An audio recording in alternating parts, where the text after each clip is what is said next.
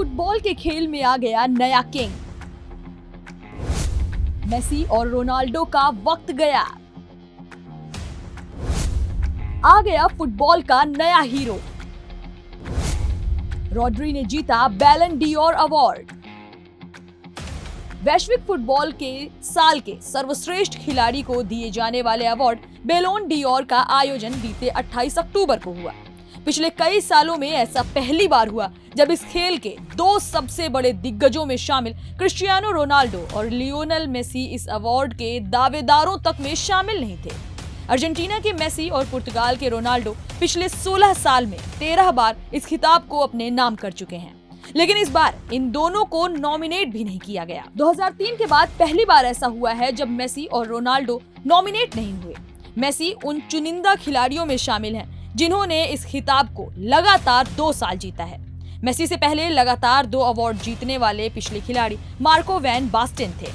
Netherlands के इस खिलाड़ी ने 1988 और 1989 में बैलोन डी'ओर को अपने नाम किया था।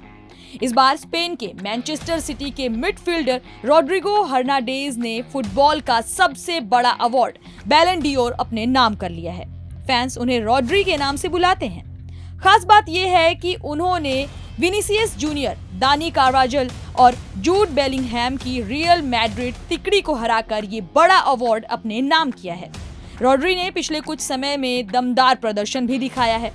2023 और 2024 में रॉड्री ने कैरियर का बेहतरीन प्रदर्शन किया।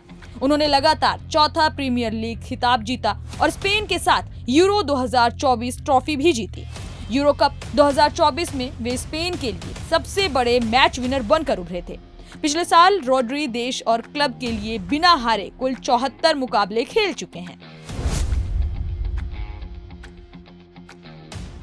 इस खिताब को लेकर मेसी और रोनाल्डो के दबदबे को इसी से समझा जा सकता है कि फ्रांस के महान जिनेदिन जिदान सिर्फ एक बार इसके विजेता बने। रोनाल्डिनो, रिवाल्डो, लुइस फिगो और जॉर्ज बेस्ट के लिए भी ये बात लागू होती है। यूरोपीय खिलाड़ियों तक सीमित रहे बैलोन डी'ओर के पेले और डिएगो माराडोना ने कभी नहीं जीता था। मेसी और रोनाल्डो का दबदबा ऐसा था कि इसी सदी में पैदा होने वाले खिलाड़ी को नया विजेता बनने का मौका मिला।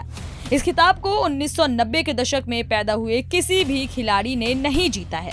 28 साल के रॉड्री को बैलन डी'ओर मिलने के साथ ही स्पेन के 64 सालों का इंतजार भी खत्म हो गया है। 1960 के बाद पहली बार किसी स्पेनिश खिलाड़ी ने ये अवार्ड जीता है।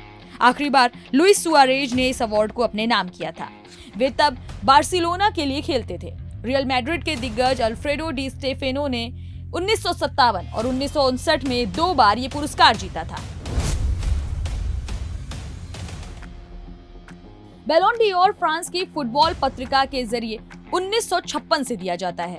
ये एक वैश्विक स्तर पर जाना माना फुटबॉल अवार्ड है।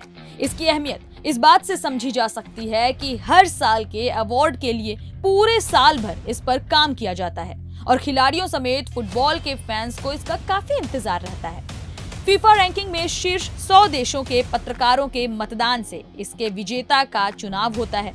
इस अवार्ड को पाने का मतलब ये है कि आपसे बेहतर फुटबॉल की दुनिया में कोई नहीं है। Bureau report, daily line.